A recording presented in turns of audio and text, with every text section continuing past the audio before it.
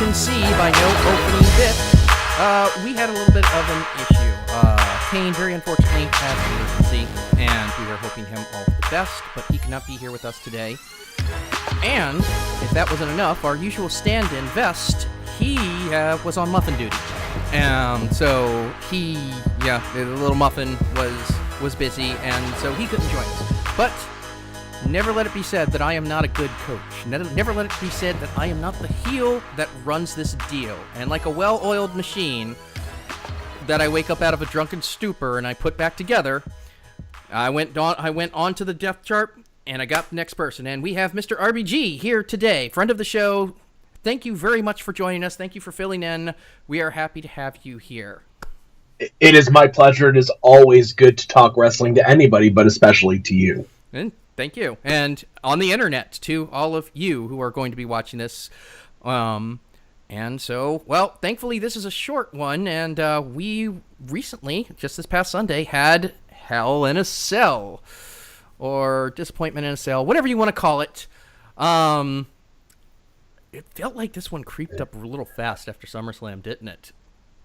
Yeah, there's been so much focus on the what are we going with this time? The Super Show? The Australian Super Show. Yeah, I kind of forgot. The Australia one. Yeah. We've been focusing on the Australia one. The build-up has been focusing on Hunter versus, I'm so sorry, but go away, please, Undertaker.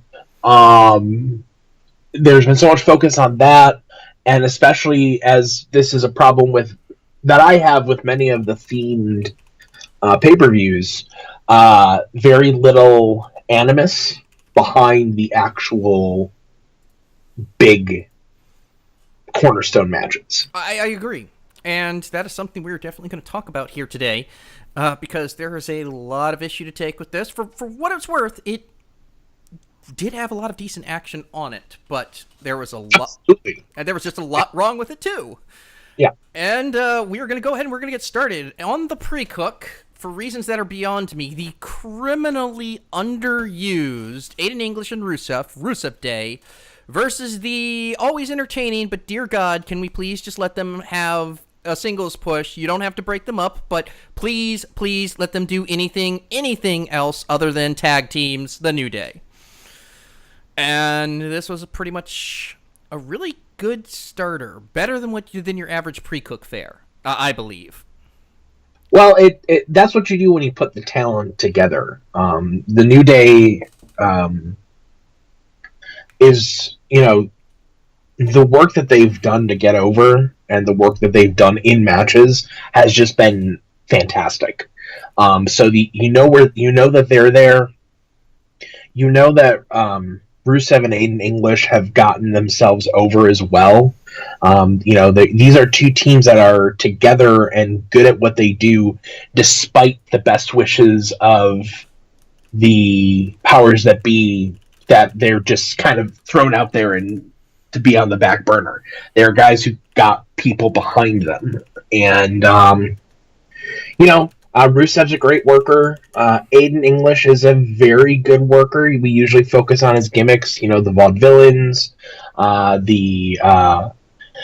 his previous operatic singing time in NXT, but he's a much better worker than he really gets credit for. And I thought this was a really good match. It was. They had me going a couple of times.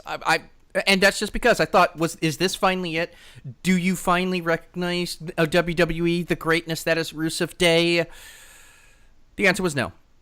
The answer was no. And if you watch SmackDown this week, you know that's not a thing anymore now. Yeah. Aiden went heel. So your winners, and still WWE Tag Team. I should be more excited about this. I like the New Day. I really do. Yeah. It was some great action.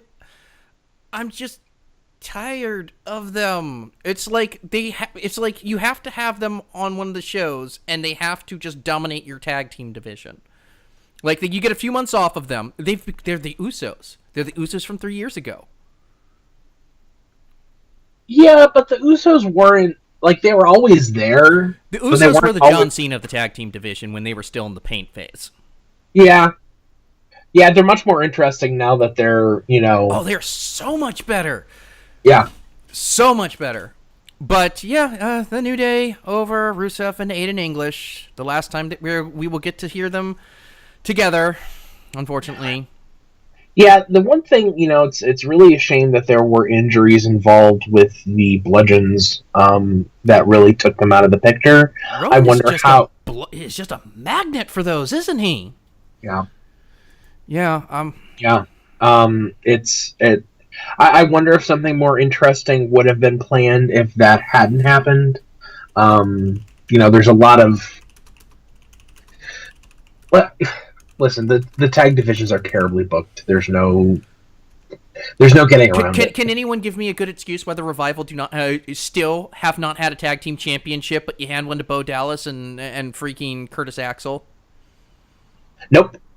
The only argument that I can make along those lines is that having had them get so much screen time as the Miztourage, that you were paying off an investment. The Revival, during the Lashley versus Roman Reigns, I know, they looked like they were going somewhere. They looked like they were going somewhere. They looked like they were going to do something with them, and then they just got rickety wrecked. I don't know, man. It's just sad. But speaking of sad, and I'll go ahead and get the graphic up before I grab my beer, because it is the starter, one of our 2 Hell in a Cells of the night, Jeff Hardy. And the reason my freaking liver wants to jump up my throat, Randall Q. Orton. Randy Orton is the reason I drink. He really is. In a Hell in a Cell match, because Jeff Hardy wanted to have a Hell in a Cell match. That's literally it. That is all that it is. And I don't know. I'm gonna paraphrase something The Undertaker once said about Mick Foley. I don't know what demons in Jeff's head convince him to do the horrible things to his body that he does. But he has been damn lucky that he is not crippled like his brother is right now and retiring. And the only thing I have to say about this match, regardless of the fact that it was a pretty decent little match, it's only going to be remembered for one thing and one thing alone. The screwdriver. Yeah. Like, I actually got up and left the room when that shit started. Well, here's the thing. I full disclosure, I did not watch Hell in a Cell live. Okay, that's fine. We don't judge here. We don't judge here. But I want to say that my reaction to the screwdriver piece had a lot to do with the fact that I knew it was coming. Okay, so you were prepared. I was prepared. I literally saw someone on Facebook go, "Oh my god!" I'm like, "What?" That was actually probably me. It was someone else, but I believe I saw it from you too. And I was like, "What's going on?" He's like, "Did you see what Randy Orton just did?" I'm like, "Oh," and I just clicked my my little wrestling list on Twitter, and I'm like, "Oh, this is the most disgusting. I can't believe they did that." Listen, obviously, Randall was not going to rip off his earlobe. I don't know about that. No, there's not intentionally, but he is he can be as sloppy as shit. Ask one of the Singh brothers when he just dropped him on his head on an announce table and was just like, best gift of the year. I feel like Jeff is Jeff and Randy is Randy, and they wanted to do a spot that was going to horrify people. I want to say that, it was sort of like, it was very well foreshadowed. Like, Randy's been fucking with his ears for a long time. Yeah. Like, that's like, this was coming. This was set up, and he did it, and it happened. Because I was aware of it coming in, I was watching it very closely. He didn't really put that much torque on the ear, which, end of the line, that's a really good spot. He did a Oh, spot that it was. horrified the fans, that brought legitimacy to the concept of Hell in a Cell as a as you know as the demonic structure and everything that they try and sell Hell in a Cell to be. Um, it worked for me. I was When it comes to horror, I was much more horrified uh, by Jeff face planting through a table after hanging off the top of the cell. Yeah, that was like a Lita kind of fall. Yeah, that Like, you was know what I'm just that talking was about? When she did her suicide dive, she would always go chest first for somehow it was like a transformer mid transformation, where it was just the shoulders and. it. You know what? Like, and I knew that was coming too, and I still watched it. I was like, oh my god, like that's just weird. And then, we'll get into the whole weird ending of Hell in a Cell when we get to the main event. But the concept of the ref being like, I don't know what I Yeah, what was with the no, refs at this pay per view? Did they just find like the crap refs for this Hell in a Cell? well, he's like, I'm not. Paramedics, get the paramedics out Yeah, here. this Count- did not help the actual ending of the show either. Yeah, Randy's like, just count, just count. Just count. That's all you got to do, and he did. Your winner, and still the reason why I drink the cardboard cutout of Randall Q. Orton. Because you can't tell me that he's any more charismatic than a cardboard cutout of him. You just can't. No, he's. I mean, I could go on for days about the about guys who have gotten to where they are and they don't seem to care anymore. I would argue that I don't think Randall ever cared. There's very few times in his career where I've kind of felt like, yes, he is the bad guy. It's more like, yeah, he's the guy they want me to think he's the bad guy, but he has no personality. That's why he's always been a cardboard cutout. He's John Cena light. He's like he's like the what do you call it? He's like the Walmart version of evil John Cena. He's Dr. Thunder. That's what he is. Here's the thing with Randy. I think he had things that have worked for him. I just don't think that he has evolved the way that they wanted to, speaking as a founding member of Evolution. No. When he was the pretty boy in Hunter's back pocket and he was doing the legend killer thing, before he stepped up to the main event, that was fine because he was I'm new, I'm cocky, I'm the best. And he also had like Ric Flair, and he also had Trips, and he also had Strong Mad to kind of take some of that off of him.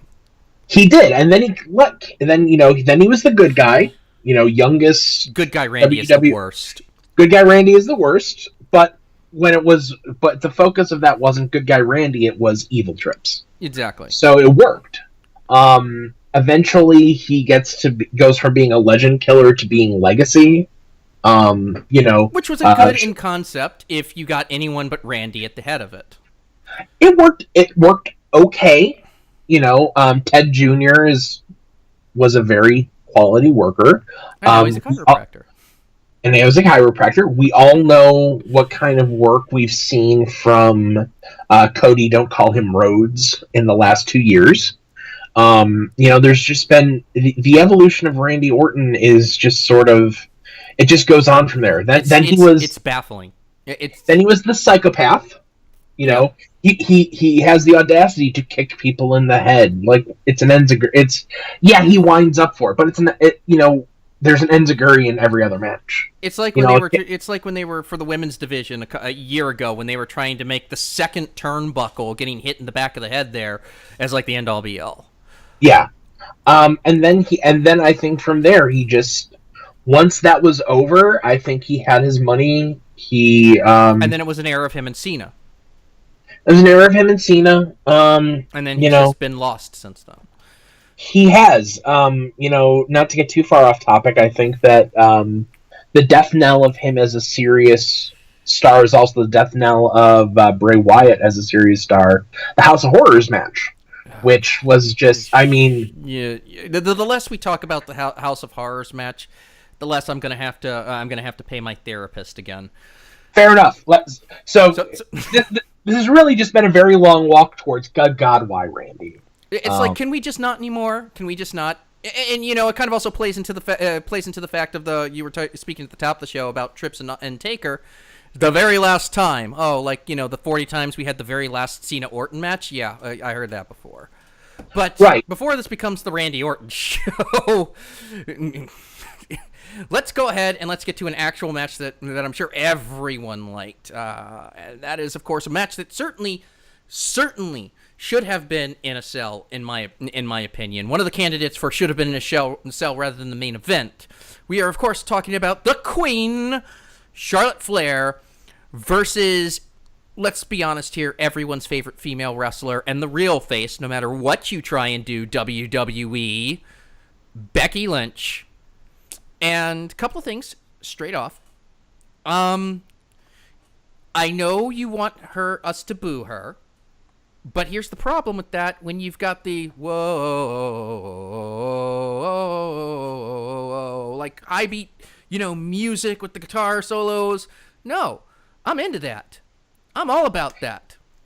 And yeah, that's it. It's what they tried to do with Shinsuke. Yeah, and people are still chanting the old music. Cool. Yeah, it's knock Americans. Jesus Christ. Yeah, you know what? He's not on the show. If we start nitpicking, we'll be here for days. He's not on the show. The more interesting list is the more interesting is how could you guest book a show with all the people who weren't on the show? Oh Jesus, man, that'd be a better show. That would be All In too. The All Iniest. You have Finn and Shinsuke. Finn and Shinsuke by itself could be a show. You have the Revival who were not on the show, the Bar that were not on the show. You have the Usos who were not on the show. You have the... I was happy when they didn't go... when they went to one pay-per-view a month rather than two, but I think combining them has really hurt the undercard, unfortunately. I think... Yeah, I mean... for all... Remember how hard they were pushing Bobby Lashley, who's not on this show? Yeah, Bobby Lashley was not on the show. Roman got on the show somehow, but Bobby Lashley wasn't on the show.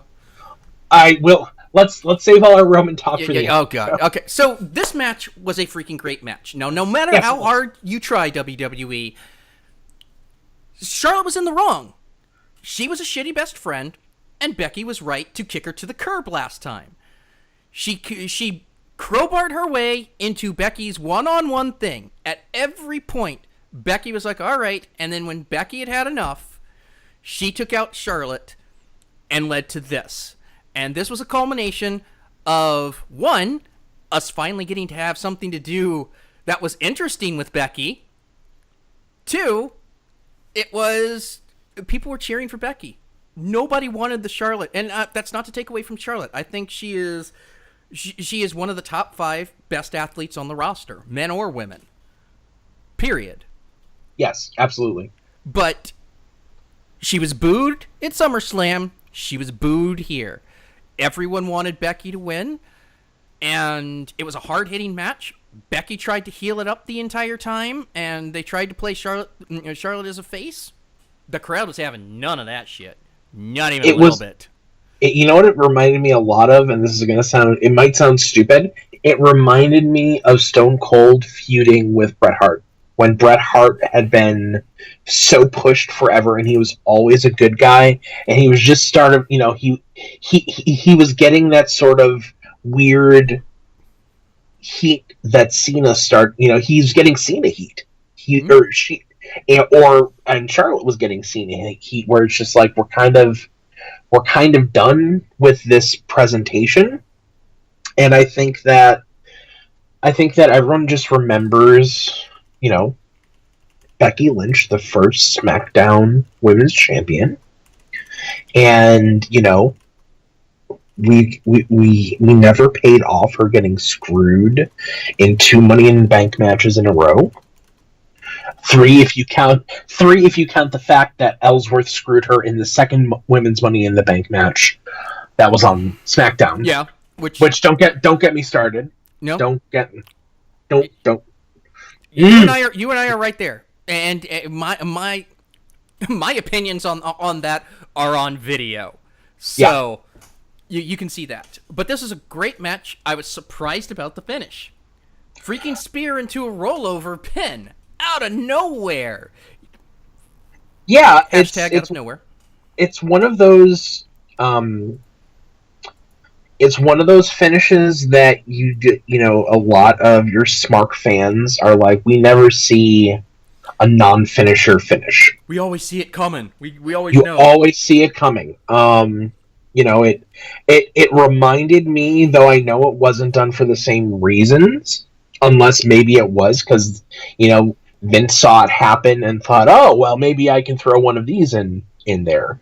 It reminded me of the finish of Aldis versus Cody at All In, which was an homage to how Dusty won the NWA Championship for the first time, but was also the same sort of thing. It was a weird reverse roll up for the victory, and it I've heard people start talking about. I've seen a lot of commentary, especially, and we'll get into it with The Miz and Maurice, which had a similar... The Miz and Maurice versus the Bellas, or versus Brie and Daniel. That sort of had a similar roll-up ending, and there's the whole... And, there's this whole... It was botched to hell, but there's a whole... sort of narrative that a roll-up finish isn't a clean finish. That it's not, you haven't bested the person, you've made them make a mistake, which is besting the person. That's that's a very meta wrestling conversation. But I will take it because I didn't see it coming. It was a nice surprise, and it really kind of set the tone for this pay-per-view going forward. It's like, well, crap. If they're willing to do that, what else are they willing to do? And then I just thought the cherry on the cake was at the end. Becky just not giving the hand. You won't take my moment. I saw what you were trying to do, Charlotte. I saw it. Yeah, it's very much a... again, it's sort of in creating a space for the feud to actually get some fire behind it and get the fans oriented the way that they want to. It's something that could have been read either way. It could have been read as if what WWE wants us to have read from it is that Charlotte was making amends. She wanted to put the spotlight onto Becky and save the friendship or what have you. And Becky was being too petty and wouldn't take it. The reverse being that this was her Stone Cold moment. Yeah, this is her moment, and her stepping in there was, it just didn't fit. And I thought it was really funny. Like the thing that I come up with another sort of anti-establishment anti-hero. Her holding up the title just reminded me of the night that, when Cena beat Ray, poor Ray, after his I can't believe he just signed 2 years with them again. Yeah, he'll be great on 205 Live. Yep. The thing that is... Now on Wednesday nights, folks. Now on Wednesday nights. The thing that I thought was really interesting, Becky reminded me of CM Punk the night that he came back at the beginning of the Summer of Punk. When Cena had just beaten Ray, who had just won the WWE Championship on Raw. And, the Cult of Personality music hits, and, you get, that's not that's not Del Rio's music, John. She's like, what's going on? And then, CM Punk lifting the title into the air and everyone going nuts. Yeah. It reminded me of that. It reminded me of like a cool, badass moment. Yeah, it was. And it was one that was well deserved. Absolutely. Your winner and new WWE World Heavyweight Women's Champion, Becky Lynch. And new! And new! Which brings us to the Raw Tag Division, a.k.a. the division that is really just single stars. Just with a belt. Your champions, Dolph Ziggler and Drew McIntyre, versus not the Shield, the Intercontinental Champion, Seth Rollins, and Dean Ambrose. So, another quick note to the announcers here. Do not tell me how Dolph Ziggler and Seth Rollins have brought the Intercontinental Championship back while the Intercontinental Championship proceeds not to be defended. Yes. I mean, it was just like, they've brought the Intercontinental Championship back, and yet it's not on your card, Michael Cole. Maggle!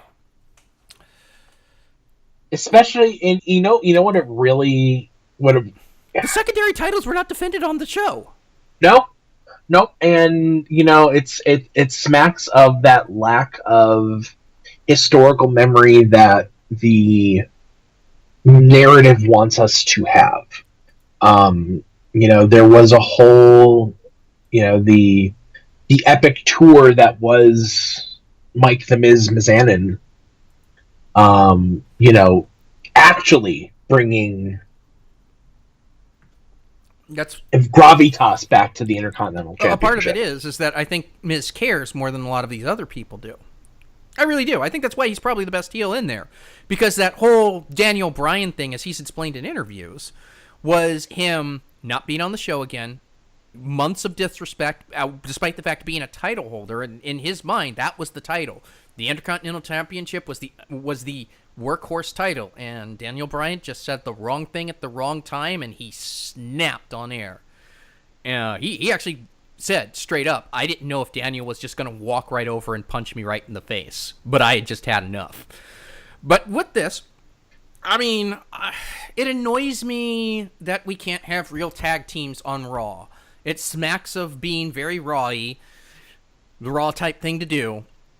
Whatever, I guess if it keeps Drew McIntyre in the spotlight, I'll take it.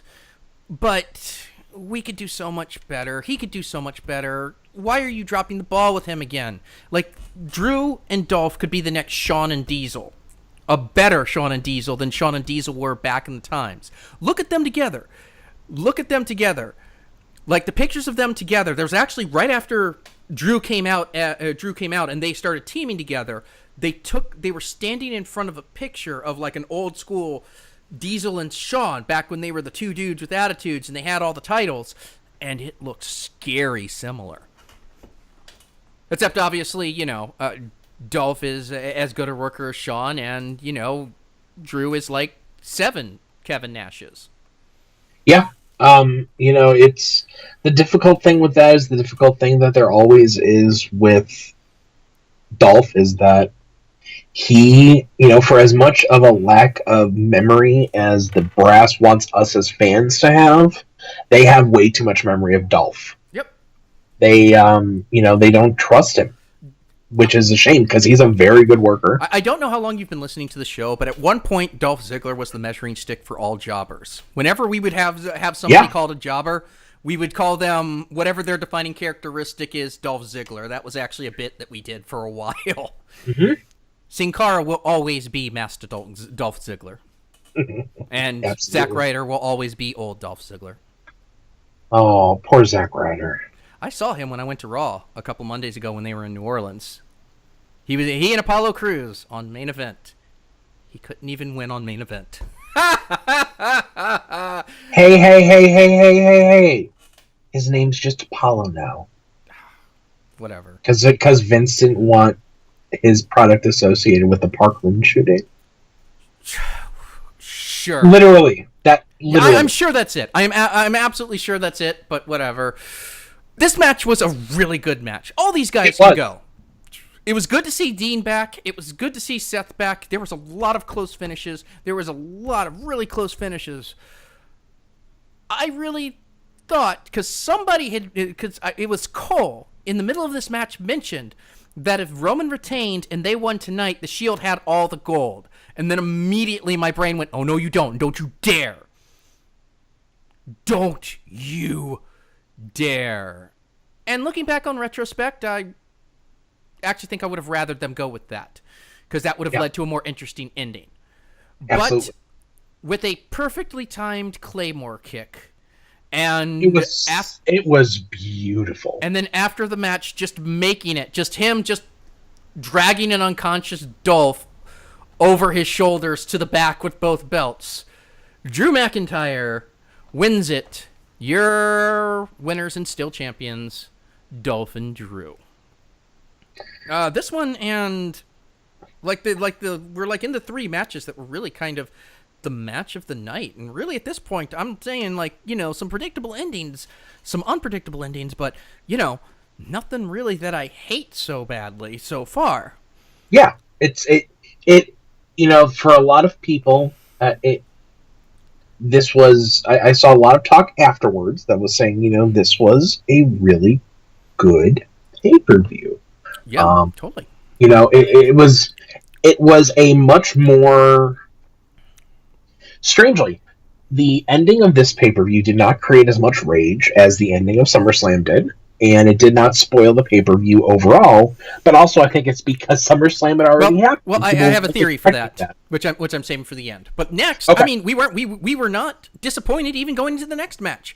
Which, once again, how do you not let this man headline your pay-per-views? I'm, of course, talking about AJ Styles versus Samoa Joe.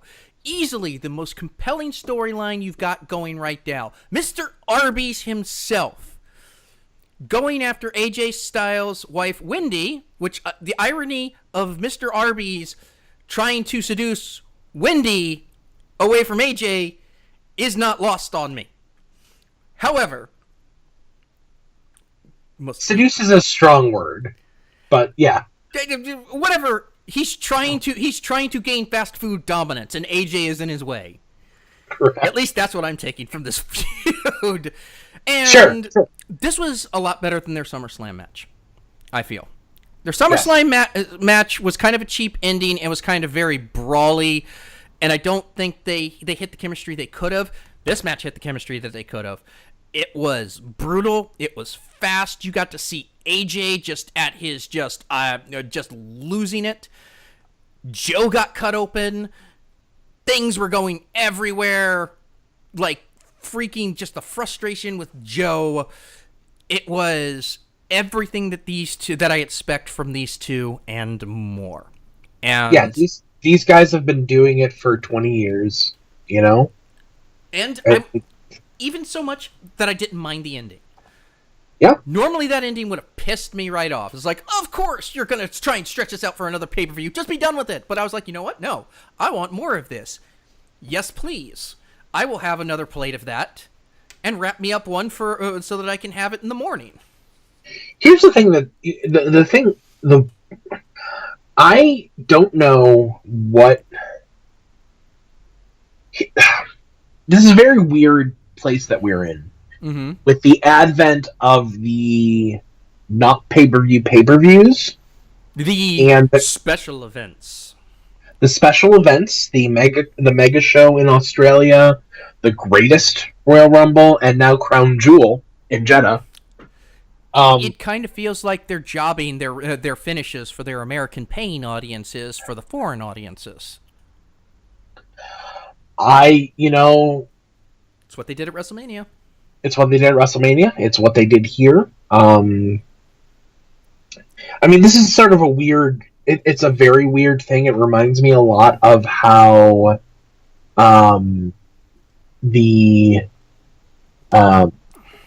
unbeknownst to Americans, the Blockbuster summer movie has been jobbed out towards Chinese audiences. Yeah, because they pay more. Because they pay more, and that's why they've got another World of Warcraft movie in the pipes. It did poorly over here, but it made it 4 times its budget over in China.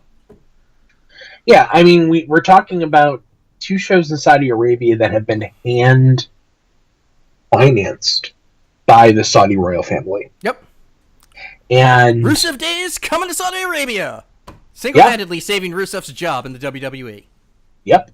And although I still don't know how they didn't know Yokozuna was dead. I don't. It smacks of the whole gender failure. Yeah. Because and then they cut bait when they realized that in India, when you have a major show, there's no box office because they're actually operated by the government, right, as a spectacle for the crowd. The difference is that the Saudi royal family is willing to pay out the freaking nose, and that's correct. Again, something we are probably going to address at the end of this night. Yep. Because that's going to play into what we've learned today. Yes. But yes, it was a very interesting about this. It was a very good match. What I think I was trying to get at before I got sidetracked by Saudi Arabia, there is a very interesting. Saudi Arabia did a run in on us as they've been doing for the last year.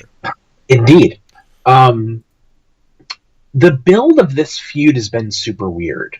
Usually, the street fight is the blow off. Yeah.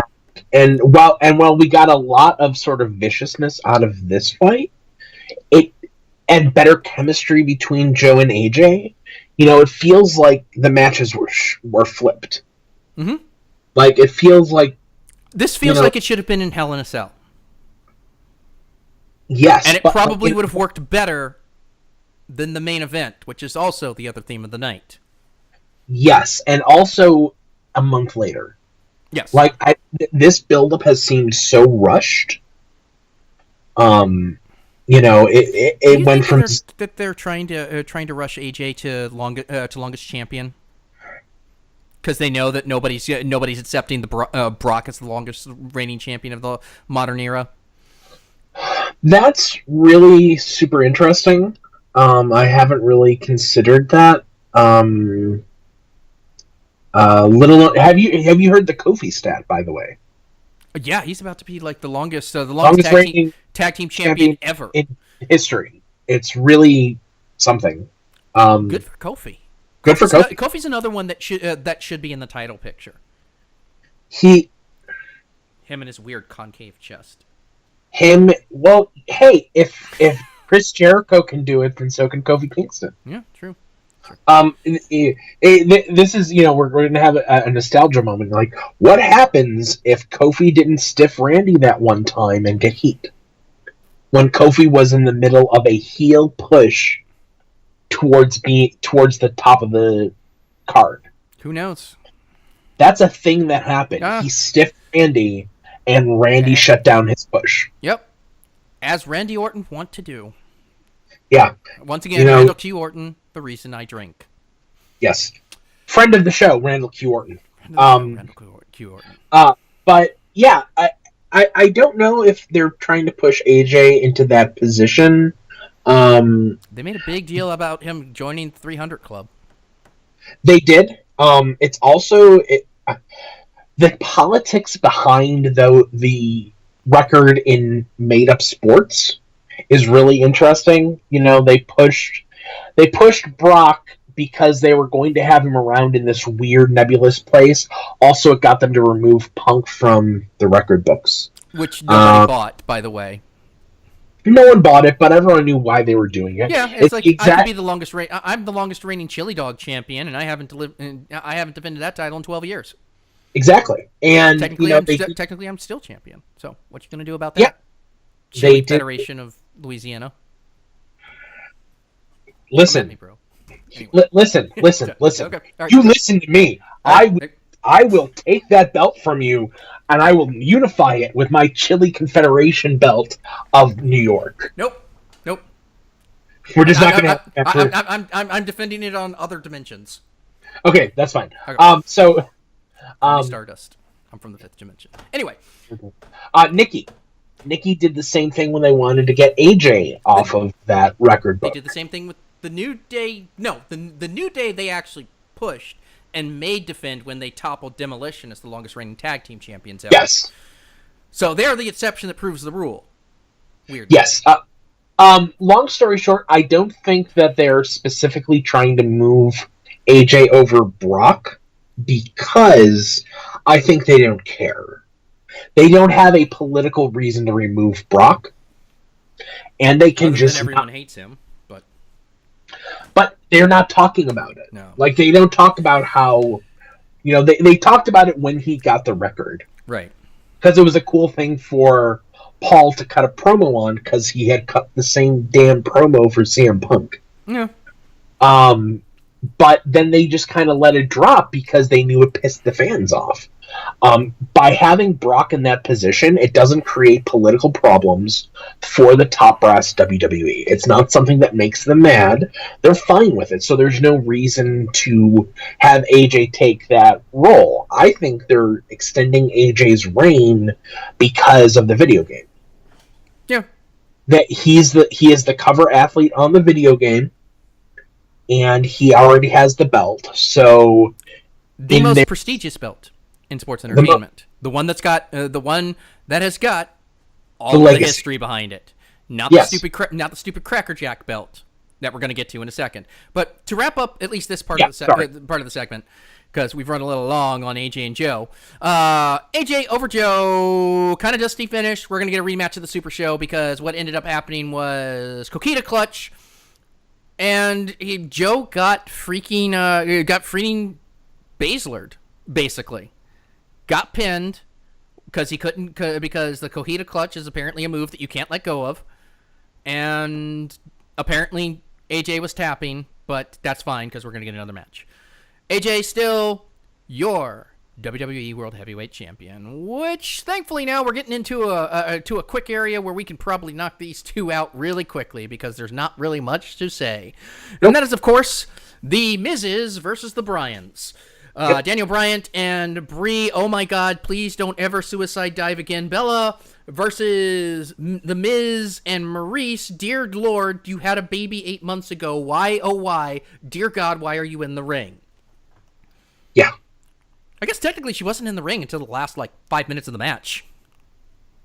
Yeah, I think that she took those stiff kicks like a champ, though, when they were doing the stereo yes kicks.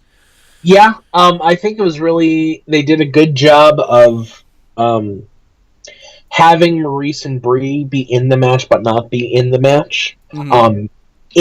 In comparison to WrestleMania when it was Maurice and Nikki, where they actually had there was some more going on. But yeah, I think they really protected them. Maurice was never the best worker, even in her prime. And she just 5 months ago had a child, and it's only been 5 months, really. God damn. Yes, why in the world are you in the ring? Jesus, no, stop that. Because for health reasons, not even because I'm not a fan of you as a worker. I know, but there's a lot of cross promotion for Miz and Mrs. on the USA Network, which is of all of the WWE reality shows my favorite, because I keep hearing that. I don't have time to take on another show. I haven't watched a ton of it, but The Miz is the most charismatic wrestler currently on the roster, and letting him actually be interesting like that in that sort of a format is a lot of fun. That being said, this match it existed. This match, it happened. Finish though, wow. The botchy finish was just about what we would expect from Brie and Maurice. Go Seahawks! Go Seahawks! I guess with the Seahawk armor gear that the Bryans have been wearing. Yeah, this was the sort of This was the bathroom match, definitely. Um, This was the bathroom match? You sure? yeah, I think so. Because they expect people to care about Ronda, because Ronda is Ronda, and this is just a placeholder for This was just a palate cleanser between. AJ and the other two matches. Yeah, well, your winner, Miss Maurice. The only good thing about this is that that means we're gonna get more DB and Miz, which is the hottest feud ever. I still think they should have just slow burned it all the way to WrestleMania, but whatever. I know that they were afraid that Daniel was gonna walk on them. They still can. I have opinions about what's going to happen after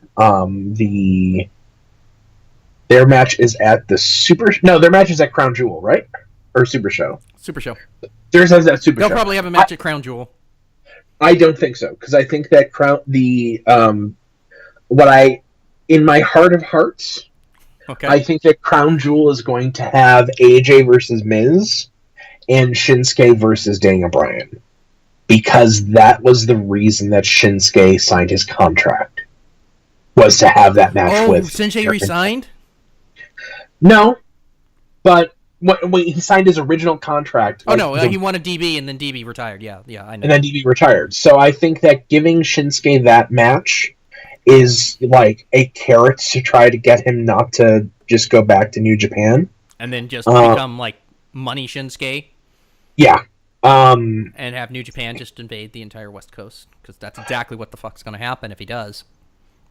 Yeah, I mean they're going to anyways. They're going to call the Cow Palace the Shinsuke Palace.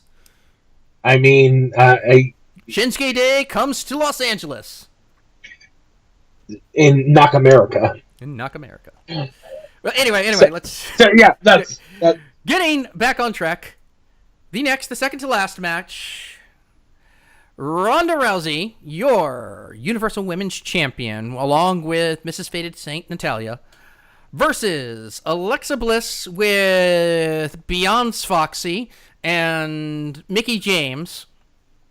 No clever name. Ronda can sell. I was pleasantly surprised. Yeah. I mean, it wasn't a long match. She didn't sell a whole lot. In the end, it was still just a freaking obliteration. I mean, it was by about a minute the shortest match on the actual show. Yeah. It ran a minute shorter than Miz and Maurice versus DB and Brie. This is pretty much standard fare, though. I mean, like, there was a little bit of drama, but this always ended the way you thought it was going to end.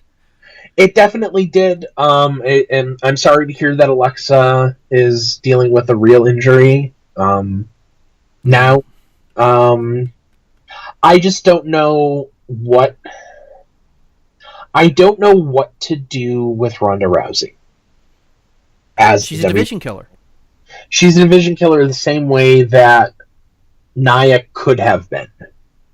Yeah, the way Nia should have been if they knew how to do booking correctly. But unfortunately, we are dealing with the Raw people. Yeah, who don't know who couldn't book their way out of a paper bag.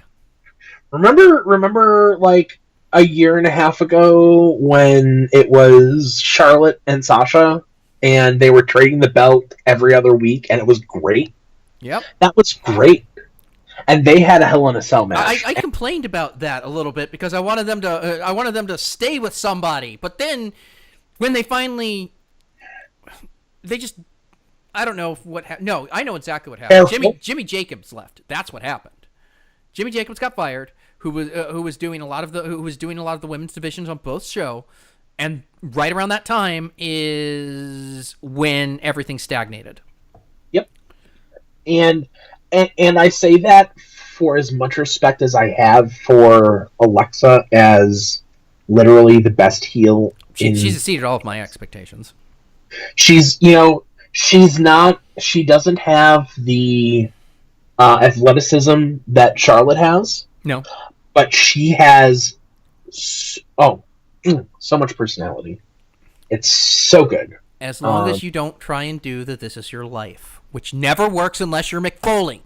And even if you're Mick Foley, only worked that one time. It didn't really work. It worked because The Rock was in it. It worked because The Rock was in it. Like, poor Alexa, poor Bailey, poor Sammy, poor Sammy is really what we're getting to here. Poor Sami Zayn. Sammy, come back, please. Sammy, come back.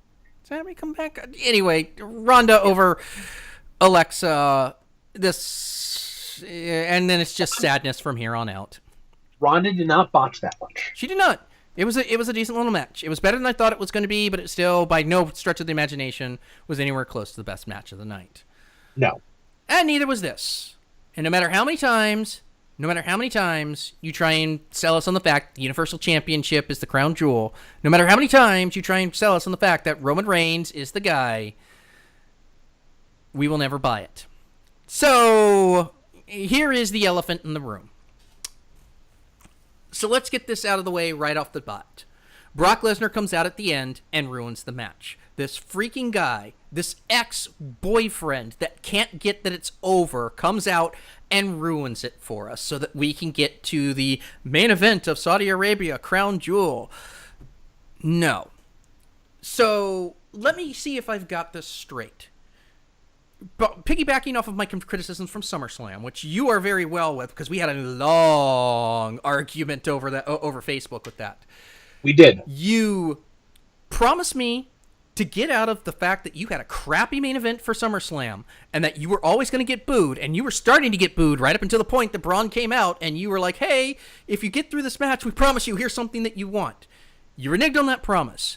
You sit there and you have him, like a chump, turn in his money in the bank and call his shot, which is dumb from a tactical standpoint. You turn against all fucking reason heel Braun Strowman after the Shield, jump him and powerbomb him through a freaking table. But hey, it led to that cool heel-wide beatdown of the Shield, so I'll take it because anything that Braun touches is gold.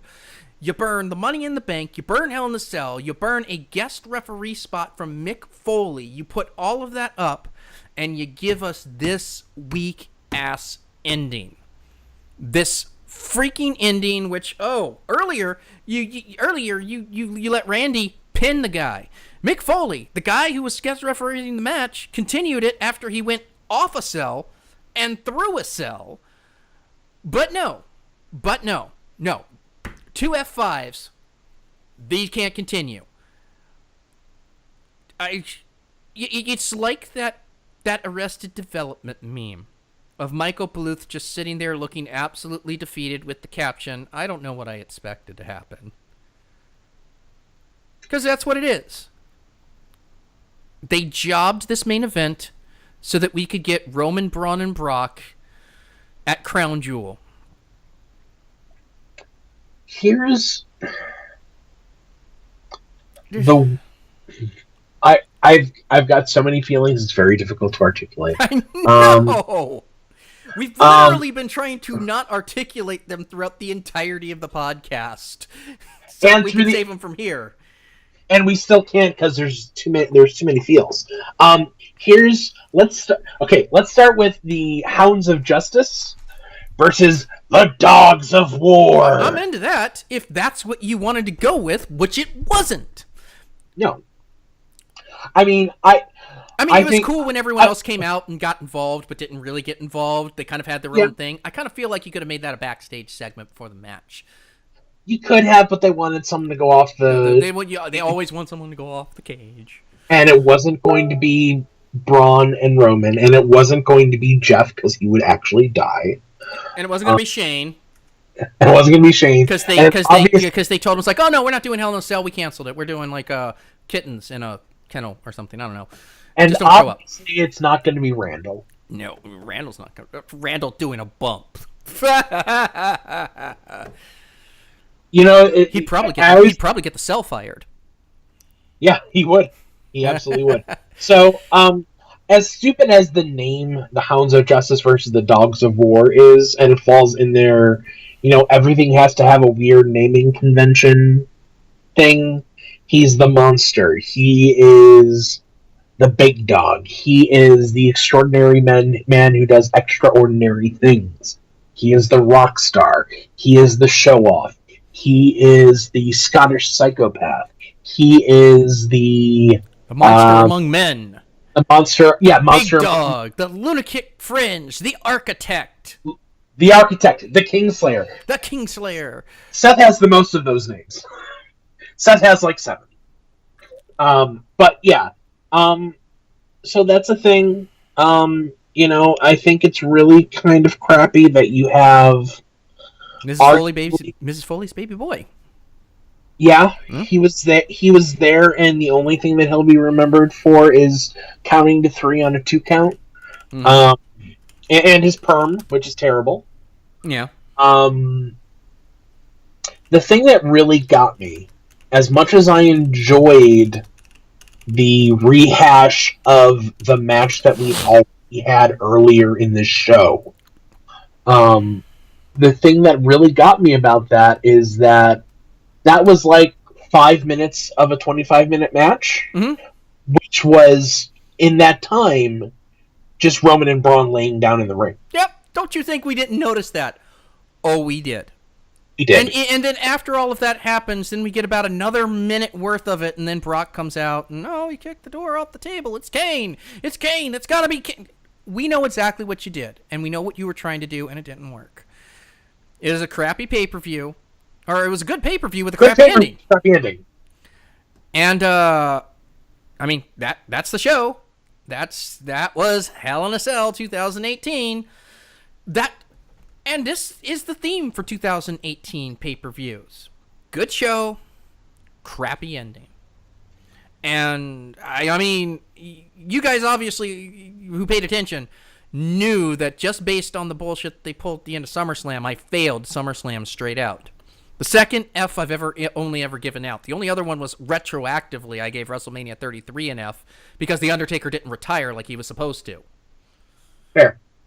And I said that if The Undertaker was not retired, then this entire event failed. This is all for naught. Yeah, fair. It's all for naught. And I stuck by my word.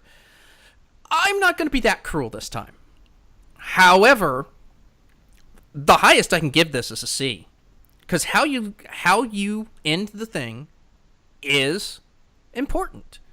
And when you leave the fans in the arena chanting this is bullshit at you instead of leaving, you've done something wrong.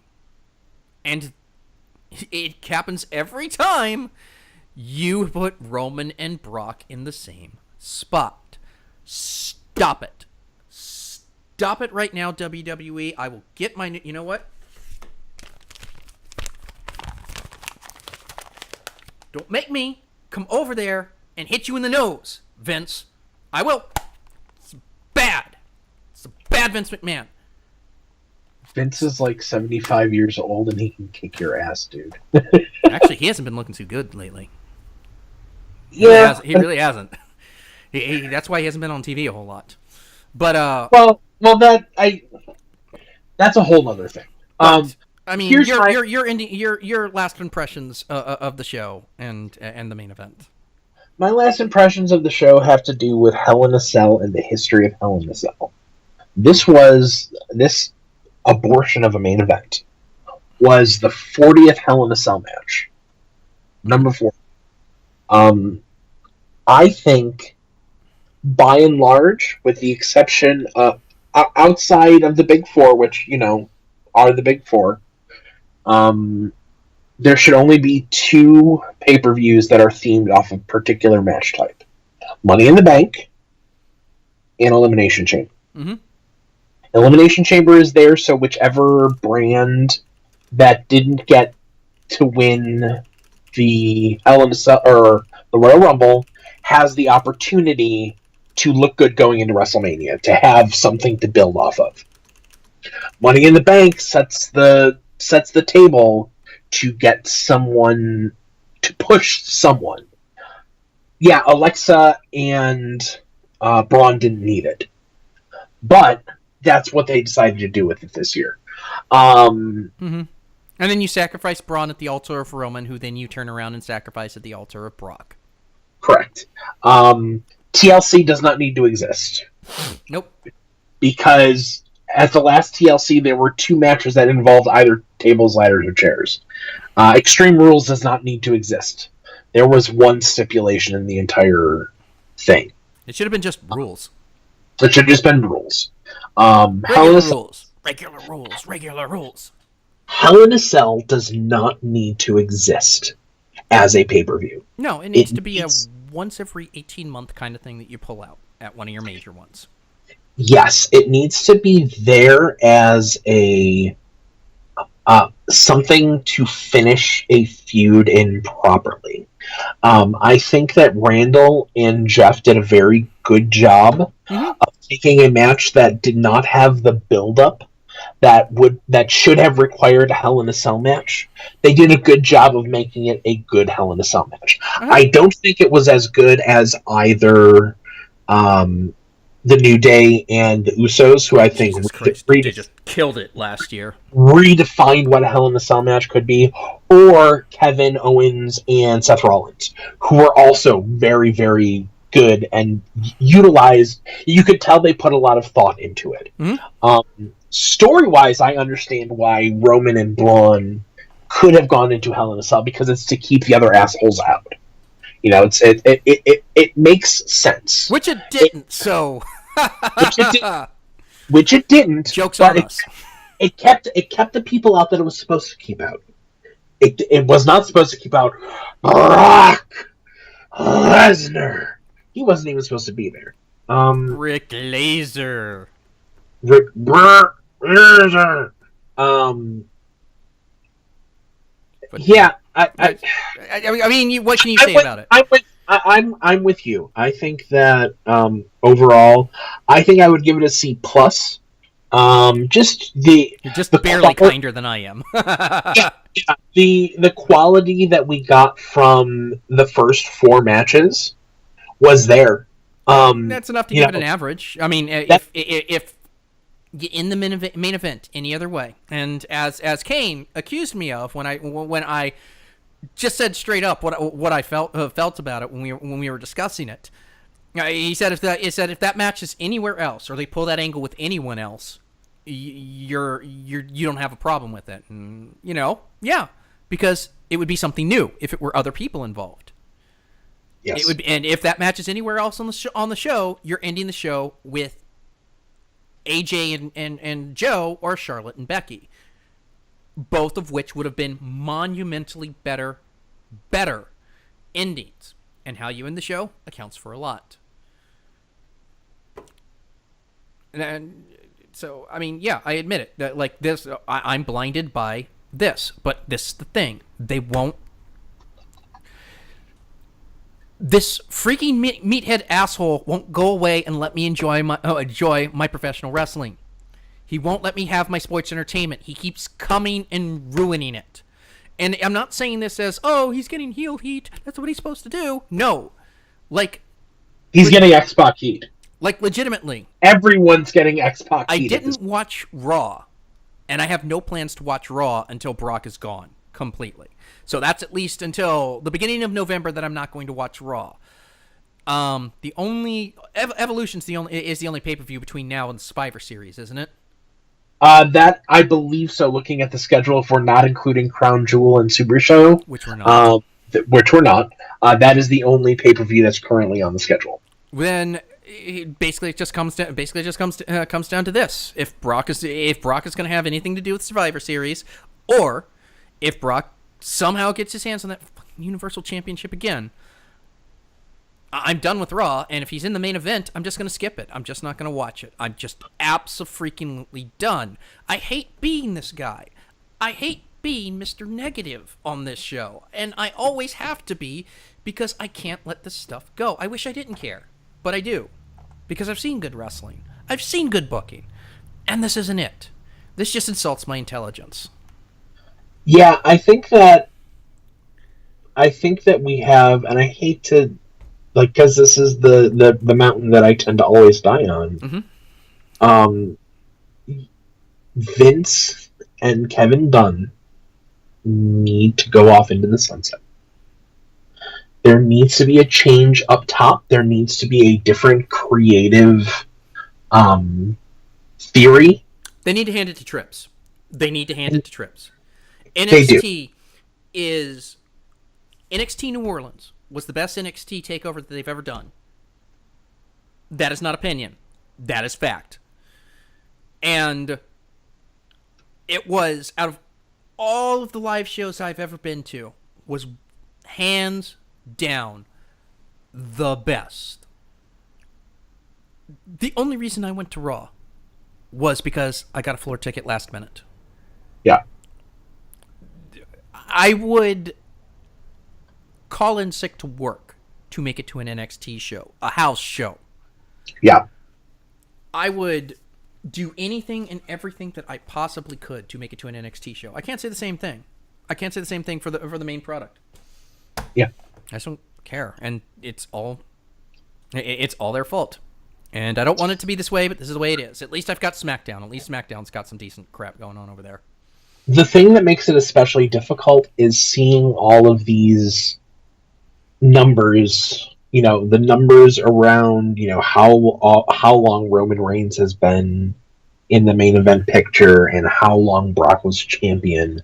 And then you compare that to, say, I don't know, New Japan Pro Wrestling, where Kazuchika Okada, arguably the best wrestler in the world, had a 720-day reign, but it all made sense.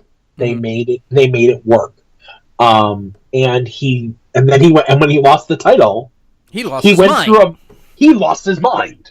He absolutely lost his mind. He still has kind of lost his mind a little bit.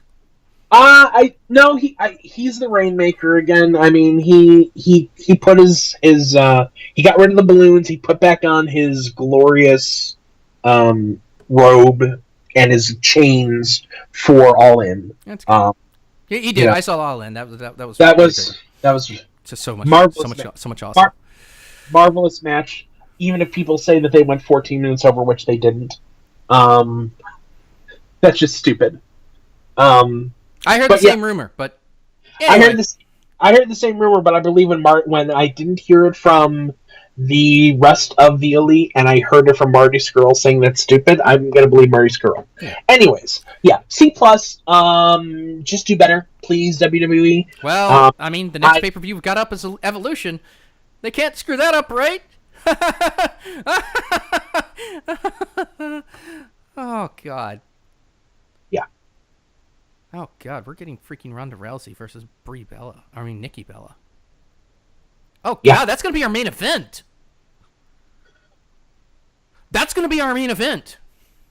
Yeah, probably. God damn it. Okay, well, before we get to the outro, all I'm saying is don't leave Kota Ibushi around any fires with some chocolate and graham crackers. Nope. Because he is a marshmallow with a wig on. He is a sweet marshmallow man. But at any rate, well, that brings us to the end of the pay-per-view and, of course, the show. We would like to thank Meechet for our closing theme, Picnic in the Reactor. We would also like to thank All Around Us for our opening theme, Destruction. If you would like to get at me, I am at Faded Saint on the Twitter. I am commysite.tumblr.com on the Tumblr. Please feel free to ask me a question, drop me a line. We're working on the site. We may have a website soon. I'll keep you guys in the know about that. You want to give any of your information out? Do you care? Yep, absolutely. I am at Real Bry Gang on the Twitter box. And it's been a pleasure talking to you and talking about wrestling. Oh, thank you very much for stepping in. Again, we hope everything is all right with Kane and that he will be back for, I guess, Evolution.